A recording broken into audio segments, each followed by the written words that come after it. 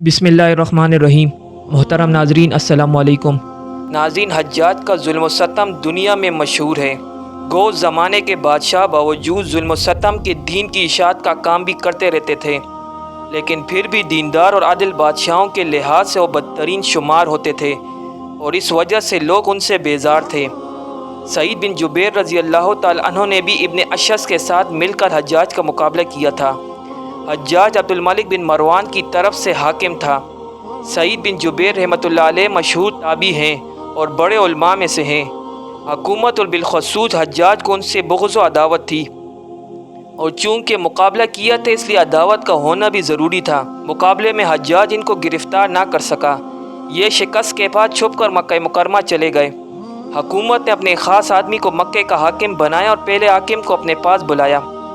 उस नए हाकिम ने जाकर खुतबा पढ़ा, जिसके आखिर में अब्दुल मलिक बिन मरवान बादशाह का ये हुक्म भी सुनाया कि जो शख्स सईद बिन जुबैर रज़ी अल्लाह तआला अन्हु को ठिकाना दे उसकी खैर नहीं। इसके बाद उस हाकिम ने ख़ुद अपनी तरफ से भी कसम खाई कि जिसके घर में भी हो मिलेगा उसको कत्ल किया जाएगा और उसके घर को नीस उसके पड़ोसियों के घर को भी ढाऊँगा। गर्ज बड़ी दिक्कत से मक्का के हाकिम ने इनको गिरफ़्तार करके हज्जाज के पास भेज दिया। उसको गुस्सा निकालने और इनको कत्ल करने का मौका मिल गया। हज्जाज ने हज़रत सईद बिन जुबैर रहमतुल्लाह अलैह को अपने सामने बुलाया और पूछा, तेरा क्या नाम है? सईद बिन जुबैर हज्जाज। सईद का तर्जुमा नेकबख्त है और जुबैर के मायने इस्लाह की हुई चीज़। अगरचे नामों में मायने अक्सर मकसूद नहीं होते, लेकिन हज्जाज को इनके नाम का अच्छे मायने वाला होना पसंद नहीं आया, इसलिए कहा, नहीं, तू शकी बिन कसीर है। शकी कहते हैं बदबख्त को, कसीर टूटी हुई चीज़ को। सईद रहमतुल्लाह अलैह, मेरी वालदा मेरे नाम के मुतालिक तुझसे बेहतर जानती है। हज्जाज, तू और तेरी माँ दोनों बदबख्त हैं। सईद रहमतुल्लाह अलैह, गैब का इल्म सिर्फ अल्लाह को है, तुझे नहीं। हज्जाज, मैं तेरी दुनिया को धकती हुई आग में बदल दूंगा। सईद रहमतुल्लाह अलैह, अगर मैं ये जानता कि ऐश व आराम, नफ़ा व नुकसान तेरे कब्ज़े में है तो मैं तुझे खुदा समझता। हज्जाज, मोहम्मद सल्लल्लाहु अलैहि वसल्लम के बारे में तेरा क्या ख्याल है? सईद, आप सल्लल्लाहु अलैहि वसल्लम हादी उमम हैं और रहमत दो आलम हैं। हज्जाज, उस्मान व अली रज़ी अल्लाह तआला अन्हुम अजमाइन के बारे में तेरी क्या राय है? सईद रहमतुल्लाह अलैह, वो अल्लाह के हुजूर जा चुके हैं, मुझे नहीं मालूम कि उनके साथ क्या मामला पेश आया, क्योंकि मैं गैबदान नहीं हूँ। हज्जाज, खुलफा के बारे में तेरी क्या राय है? सईद रहमतुल्लाह अलैह, मैं उनका वकील नहीं हूँ। हज्जाज, खुलफा में तुझे कौन ज़्यादा पसंद है? सईद, जो मेरे अल्लाह को सबसे ज़्यादा पसंद है। हज्जाज, क्या तू बता सकता है कि खालिक के नज़दीक सबसे ज़्यादा पसंदीदा कौन है? सईद रहमतुल्लाह अलैह, इसका इल्म सिर्फ अल्लाह को है। हज्जाज, क्या तू मेरी तस्दीक को पसंद करेगा? सईद रहमतुल्लाह अलैह, अगर मुझे तेरी मोहब्बत हो तो मैं तेरी तकज़ीब ही क्यों करता। हज्जाज, कमबख्त तू हंसता क्यों नहीं? सईद रहमतुल्लाह अलैह, वो मखलूक किस तरह हंसे जो मिट्टी से पैदा की गई है, हालांकि मिट्टी को आग खा जाती है। हज्जाज, फिर हम क्यों हंसते हैं? सईद, सब कुलूब बराबर नहीं होते। हज्जाज, खुदाम को हुक्म देते हुए इसके सामने जवाहरात पेश करो।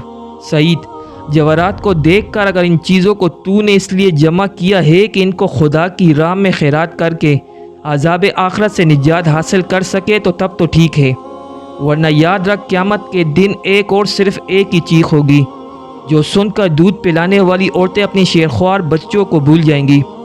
हज्जाज, इसके सामने सत्तार और बांसुरी बजाओ। सईद, आलात सरूर की आवाज़ सुनकर रोने लगते हैं। हज्जाज, रोता क्यों है?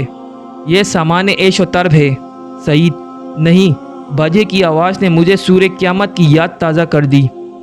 उसके साथ ही ये भी सुहाने रूह बनकर आया कि तुम्हारे ये सारे आलात लहू लौब भी तुम्हारे लिए वबाल जान है। हज्जाज, सईद, तेरी हालत काबिल अफसोस है। सईद, हो शख्स काबिल अफसोस नहीं जो आग से निजात पा गया। हज्जाज, क्या मैंने तुझ पर मुतअद्दिद बार एहसानात नहीं किए? सईद, ये बिल्कुल सही है। हज्जाज, इन एहसानात के बावजूद तुझको मेरी मुखालफत पर किस चीज़ ने आमादा किया? सईद, इब्ने अशफत की बेद ने। हज्जाज, गज़बनाक होकर, क्या तेरी गर्दन में अमीरुल मोमिनीन अब्दुल मलिक की बेद का तोक नहीं था? अब मैं तुझको ज़रूर कत्ल करूँगा। सईद, अल्लाह ने मेरे लिए जो वक्त मुकर्रर कर दिया है मैं उस वक्त पर ज़रूर उसके पास पहुँचूँगा। हज्जाज, तुझे किस तरह कत्ल करूँ? सईद, جس طرح سے تو مجھے قتل کرے گا قیامت کے دن اللہ بھی تجھے اسی طرح قتل کرے گا۔ حجاج کیا تو چاہتا ہے کہ تیری جان بخش دی جائے؟ سعید اگر عفو ہے تو من جانب اللہ ہے، مگر تیرے لیے برت عذر کچھ باقی نہیں۔ حجاج زخمی شیر کی طرح گرجہ لے جاؤ اس کو اور قتل کر دو۔ سعید قتل کا حکم سن کر سیدنا سعید بن جبیر رضی اللہ تعالیٰ عنہ مسکرا دیے۔ حجاج تو قتل کا حکم سن کر مسکرایا کیوں؟ سعید میں اس بات پر مسکرایا کہ تو اس واحد قہار کے سامنے کس قدر دلیر ہے اور وہ تیرے حق میں کس قدر رحیم و حلیم ہے۔ حجاج غضبناک ہو کر جلاد کو حکم دیتا ہے، اسے ہمارے سامنے قتل کرو۔ سعید نہایت اطمینان کے ساتھ قبلہ رو ہو کر لیٹ جاتے ہیں اور قرآن شریف کی یہ آیت پڑھتے ہیں۔ ترجمہ: میں سارے مذاہب باطلہ سے الگ ہو کر اپنا رخ صرف اس ذات قدوس کی طرف پھیرتا ہوں جس نے زمین و آسمان پیدا کیے، اور میں مشرکین میں داخل نہیں۔ حجاج اس کا رخ قبلے کی طرف سے پھیر دو۔ سعید قرآن پاک کی ایک آیت کا ترجمہ کرتے ہوئے، تم جس طرف منہ پھیرو اللہ اسی طرف ہے۔ حجاج اس کی پیشانی زمین پر رکھ دو۔ سعید ہم نے تمہیں زمین ہی سے پیدا کیا اور اسی میں لٹائیں گے، اسی مٹی سے دوبارہ بروز حشر اٹھائیں گے۔ پھر بلند آواز سے کلمہ شہادت پڑھتے ہوئے اور فرماتے ہیں، ہے حجاج میں تجھے گواہ بناتا ہوں، میری شہادت پر گواہ رہو، اور قیامت میں اللہ کے سامنے میری شہادت کی گواہی تجھے دینا ہوگی۔ حجاج اس گستاخ کو زیادہ بولنے کی مہلت مت دو۔ سعید بلند آواز سے دعا کی، اے اللہ میرے بعد اس کو کسی شخص کے قتل پر مسلط نہ کرنا۔ ادھر حجاج نے جلاد کو اشارہ کیا اور ادھر جلاد کی تلوار سیدنا سعید بن جبیر رضی اللہ تعالی عنہ کے سر پر چمکی اور عشق الہی کے سودے سے بھرا ہوا سر کلمہ شہادت پڑھتا ہوا زمین پر آ گرا۔ شہادت کے بعد جسم سے خون کے فوارے پھوٹنے لگے۔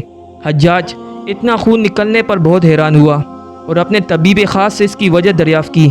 اس نے کہا کہ دوسرے لوگوں کا خون قتل کا حکم سنتے ہی خوش ہو جاتا ہے، لیکن سعید کی طبیعت بالکل مطمئن تھی اور قتل کا خوف مطلقاً ان کے دل میں نہ تھا، اس لیے ان کے جسم سے خلاف معمول زیادہ خون نکلا۔ جب ان کی شہادت کی خبر اہل کوفہ تک پہنچی تو کوہرام مچ گیا، لوگ دھاڑے مار مار کر رو رہے تھے۔ سیدنا خواجہ حسن بصری رحمۃ اللہ علیہ نے فرمایا، اے اللہ شقی القلب حجاج سے سعید کے خون کے انتقام لے۔ خدا کی قسم دنیا کے تمام لوگ سعید کے قتل میں شریک ہوتے تو اللہ ان سب کو نار جہنم میں جھونک دیتا۔ آپ رضی اللہ تعالیٰ عنہ کی شہادت 94 ہجری میں پائی۔ انا للہ و انا الیہ راجعون۔ ناظرین اسی امید کے ساتھ آج کی ویڈیو آپ کو ضرور پسند آئی ہوگی۔ ویڈیو پسند آنے کی صورت میں ویڈیو کو لائک کرنا مت بھولیے اور اسے اپنے دوستوں کے ساتھ ضرور شیئر کیجیے۔ انشاءاللہ پھر نئی ایک اسلامی اور معلوماتی ویڈیو کے ساتھ آپ کی خدمت میں حاضر ہوں گے۔ تب تک کے لیے اجازت دیجیے۔ اللہ نگہبان۔